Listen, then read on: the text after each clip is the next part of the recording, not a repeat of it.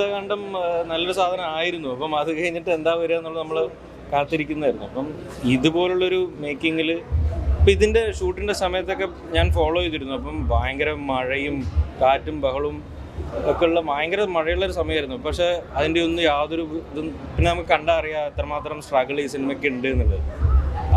അതിൻ്റെയൊക്കെ റിസൾട്ട് എന്തായാലും വരും. നല്ലൊരു മേക്കിംഗ് ഉള്ള എക്സലൻറ്റ് സ്ക്രിപ്റ്റ് വർക്കും പരിപാടികളൊക്കെ ഉള്ളൊരു ഉഗ്രൻ വേൾഡ് ക്ലാസ്. ഈ ബിഗ് ബഡ്ജറ്റ് സിനിമകളാണ് പാൻ ഇന്ത്യൻ ആവുന്നതെന്ന് പറയുന്ന പോലെയല്ല, കണ്ടൻ്റാണ്. കണ്ടൻറ്റിൽ കൂടെ വരുന്ന ഒരു വേൾഡ് ക്ലാസ് ടൈപ്പ് മൂവിയാണ്. ഇപ്പോൾ ഒരു വലിയ ആക്ടർ ഇല്ല, അല്ലെങ്കിൽ സന്ദീപ് ഡെഫിനറ്റ്ലി അടിപൊളിയായി ചെയ്തിട്ടുണ്ട്. പക്ഷെ ഒരു വലിയൊരു ആക്ടറുടെ ബാക്കിങ്ങോ വലിയൊരു പ്രൊഡക്ഷൻ ഹൗസിൻ്റെ ബാക്കിങ്ങോ ഒന്നുമില്ല. പക്ഷെ അവർ കണ്ടൻറ്റിൽ തന്നെ വിശ്വസിച്ച ഒരു ഉഗ്രം പരിപാടി ചെയ്തിട്ടുണ്ട്. അപ്പോൾ നിങ്ങൾ കണ്ടിട്ടുണ്ടെങ്കിൽ നിങ്ങൾക്ക് മനസ്സിലായിട്ടുണ്ടാവും.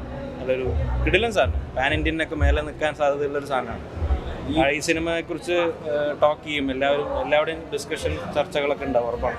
കൃഷ്ണകാന്ഡത്തിൽ സ്ക്രീൻ പ്ലേക്ക് ഭയങ്കരമായിട്ട് അപ്രീഷിയേറ്റ് കിട്ടിയൊരു പടമാണ്. അതെ, അപ്പോൾ അത്തരത്തിലുള്ള ഒരു നല്ലൊരു മൂവി എന്ന രീതിയിൽ സംസാരിക്കാൻ പറ്റുന്ന ഒരു സിനിമയായിരിക്കും ഉറപ്പായിട്ടും. ഇപ്പം ഈ ചില സിനിമകളിൽ ഇപ്പം ഇതിൻ്റെ ഒരു സ്ക്രീൻ പ്ലേ നമുക്കങ്ങനെ കണ്ടുകൊണ്ടിരിക്കുമ്പോൾ ഇങ്ങനെ സ്ക്രീൻ പ്ലേ നമ്മൾ അറിയില്ല.